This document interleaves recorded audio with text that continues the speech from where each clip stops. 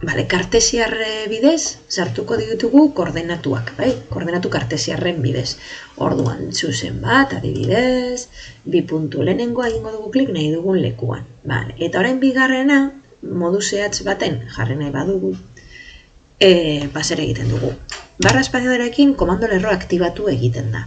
Gero egiten duguna da arroba jarri beti. Zergatik jartzen da arroba? Arroba da erlatiboa, hemendik izateko distantzia. Hau da bere referentzia. Bai? Nik ez badut arroba jartzen, bere referentzia gurutxe gorri hau da. Baina guk ez dugu hori nahi. Guk nahi dugu, klik egin dugunetik distantzia bat neurtu. Ez?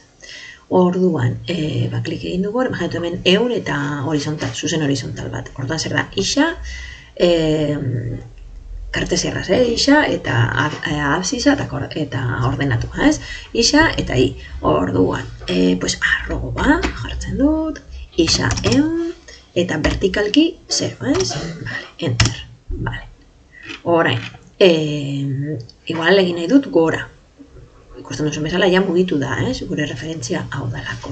Berriro, arroba, orain isa 0 da, koma, eta i, nahi dugu, eta amar, eta hor goaz, eraikitzen.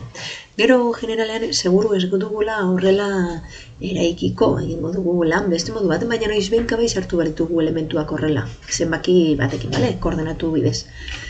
Imaginatu orain hemen mugitu nahi dudala, 45 gradu eta 60ko distantzia. Eta horrela, 45 graduko neurriarekin.